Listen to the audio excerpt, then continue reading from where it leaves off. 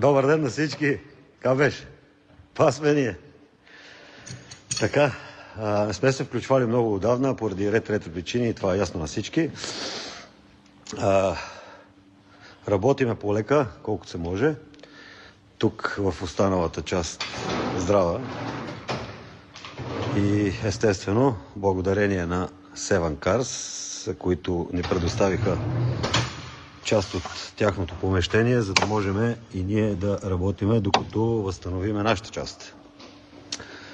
Причината за лайфа е напоследък зачестиха запитвания за двойка TDI EA288 на Шкода, в Golf 7, в Passat и тем подобните. Проблем с разход на масло. Много хора купуват колата и след няколко хиляди километра установяват, че започва да харчи масло. След това се започва смяна на картерна вентилация, рециклиране на турбина и разхода на масло си остава. Разхода на масло остава поради причината, че мотора е износен.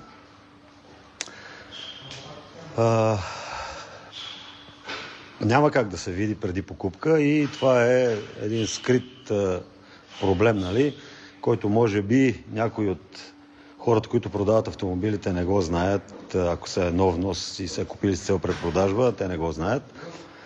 Някои може би го знаят, точно поради тази причина продават колата.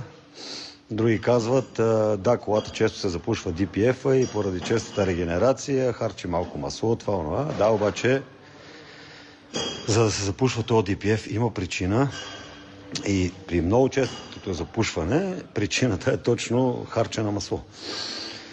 Случвало се, махат DPF-а, харче на масло си остава, обаче вика, аз като махнах DPF, тя почна да пуши. Да, ама тя си е пушила и преди това, обаче не се е виждало. Имаме няколко автомобила с този мотор сега за ремонт. Примерен, този е примерен, нали? Този по принцип е за ангренаж, но става въпрос за този мотор. Какво се случва? След разглавянето на мотора, може да ви покажа бутало от един такъв, само един го оставих, да видите за какво става въпрос.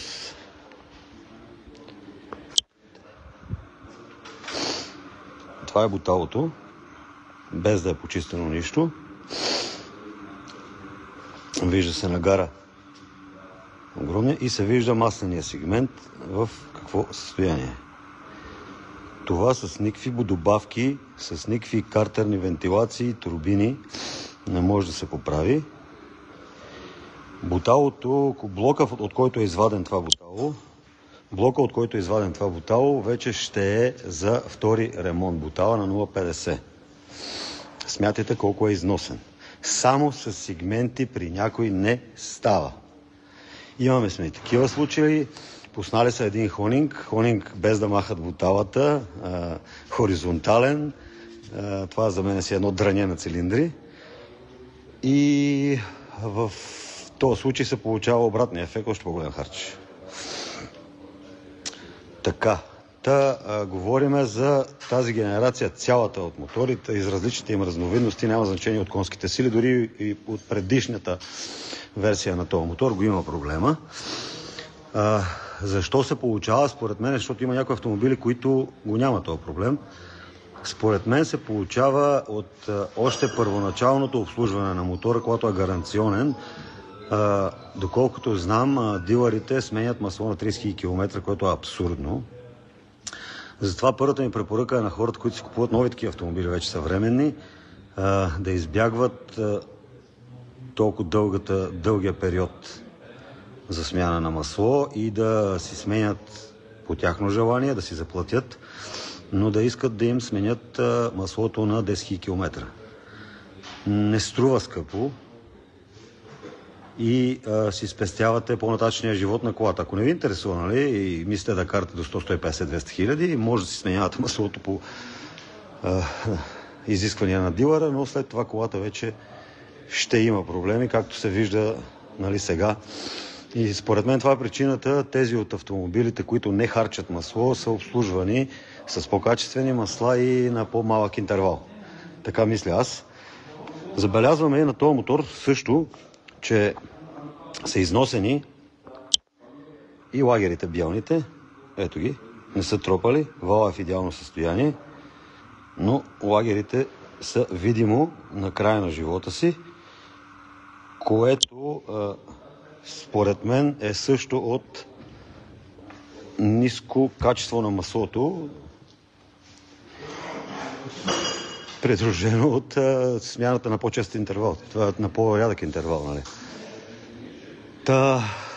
Няма начин как да го проверите дали харчи масло, но по принцип може да се избегнете разходи като смяна на картерни вентилации и тия неща, ако е голям разхода, защото ето тук, сега ще ви покажа, тази кола е дошла. Шкода Октавия става въпрос, ще закрия тук телефона на човека. Малко е поизбеляла работната карта, защото е приета преди месец, колата е готова. И оплакване от клиент. Харчи масло 1 литър на 1000 км. Рециклирано е турбо, премахнат е DPF и катализатор. Значи и колата продължава да харчи. Стигали сме до разход от 2 литра на 1000 км. И най-интересното беше, че имахме клиент скоро, който дойде при нас с сравнително нова 2019 година. Не се сещам точно, който се е обадил в Шкода и те са му казали, че в рамките на една смяна, не знам нали колко километра имат в предвид тази смяна, в рамките на една смяна е нормално да изхарчи до 8 литра масло. Което е за мен абсурдно и няма как да се случи. Често качеството на маслото също е много важно. Има едно масло, къде го харчи по-малко повече, защото виждам, че един човек ми писал, сега служих реванол и ще видим как ще е. Няма да се оправи. Може би ако е малко по-качествено маслото, ще харчи малко по-малко. С добавка ще харчи малко по-малко. С повече добавка може и да се прикрие проблема за малко с цел продажба.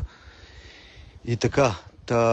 Най-хубавото според мен е, когато купувате такава кола специално с този мотор, да имате някаква уговорка с продавача, някакви 1000 км да се минат с нея, да се наблюдава колата и така, което е почти невъзможно да се случи. И така, специално за тези мотори или цената на автомобила, примерно, да е с около 10 000 лева надолу от пазарната, защото трябва да се смени всичко по този мотор, ще излезне някъде около 10 000 лева. Иначе, като цяло, колата не е скъпа за обслужване. Ето тук ще ви покажа бележка за този наш клиент, оферта нали, от него, в който включва ангренажен комплект, пистов ремък с ролка комплект, масло Халдекс, филтър Халдекс, маслен филтър, въздушен филтър, горивен филтър, филтър купе, семеринг колянов вал отпред, двигателно масло и антифриз 1 литър. Цялата му тази оферта е на стойност 1365 лева. Това са като части. Автомобилът не е скъп за поддръжка, така че винаги може да се поддържа на време. Не е абсурдно, бак, кой го е казал, това е идиот. Да питам нещо, може преди едно се установи до 100% дали турбината е наред или не. Турбината, в крайна сметка, къде е проблема на мотора? Проблема на мотора е според мен, слаб материал, използван за цилиндровия блок, защото ако се износят сегментите едно, друго се износва самия блок, който прави елипса. и като слаб материал и лошата поддръжка, сервизния интервал, който са заложили, може би точно с тази цел е заложен, като при всички производители. Та в крайна сметка проблема е явно материала. Не сме си правили експерименти, защото на старите 1.9 TDI-та аз износени сегменти не съм виждал. Конструкцията вътре на мотора е почти еднаква. Не е нищо променено още от 80-та година. Та, според мен е качеството на материалите. И това. Сменяваш ли елемент в ГДП? Не сменяваме елементи. И така. Това е долу-горе за този мотор. Когато се отвори, се гледа всичко и се мери всичко. И най-често мотора е за пълен основен ремонт. Бак обслужването на тази кола струва колко обслужването на 6.4 SRT. Ама 6.4 SRT колко харчи извънградско, това колко харчи. Дизела си има голями плюсове. От честите ми наблюдения съм забелязал, че тази кола в градски условия си харчи долу-горе колко бензинова, но извънградско е доста икономична и пъргава. Мотора върви наистина много добре. Така. Сигурно ли е, че при основния ремонт излиза 10К? Много зависи какво се прави в основния ремонт, защото една от колите, които правихме, беше с стружки в горивния филтър, и при нея се наложи рециклиране на помпа, дюзи, сваляне на резервар, почистване от стружки и така че много, ако се правят турбини, дюзи излиза едно, ако се прави само мотора, излиза друго, така че нищо не е сигурно. И така. Георги Церовски, VR 180 Scout 184 коня, които са проблемните. 150 коня много, ама много рядко има този проблем. Проблем е на 200К. Защо сменяте и маслената помпа? Маслената помпа я сменяме поради простата причина, че тя е консуматив, който се износва също в мотора и е абсурдно да смениш всичко в един двигател и да оставиш старата маслена помпа, която е вече на 200 000 км и определено има някакво износване. Така че не мислим, че този въпрос трябва да се задава въобще, защо сменяме маслената помпа. С маслената помпа сменяме водна помпа, ангренаж, ако не е обслужвана колата преди това и така. Точно заради това, поради тази причина, казвам, че ремонтът излиза от до. Тия коли също имат проблеми с чардж-кулера, който се пука и примерно при по-голямо натоварване на автомобила почва да похарчва малко антифриз. Имам ли такива с пукана глава, които пак при по-голямо натоварване, примерно при дълго каране на магистралата с по-голяма скорост и даване на газ, почва да харчат антифризец. Има също тук тези с AdBlue системата, сега ще ви покажа. И от тук също идва разход на антифриз. Ето е дюзата за AdBlue-то. Има антифризец, който я охлажда. И тук някой път пробиват вътре и почва да духа антифризеци от тук. Това е следващия проблем на тези коли, защото те с разход на масло идват с разход на антифриз. След ремонта до сега са се отстранявали всички тия проблеми, така че просто трябва да се внимава с тия коли, защото някой да продаде тази кола има за какво да я продаде здрава и права. Трябва да почваме да бачкаме. Това за сега. Скоро ще се видиме. Живи и здрави и се обичайте. Чао!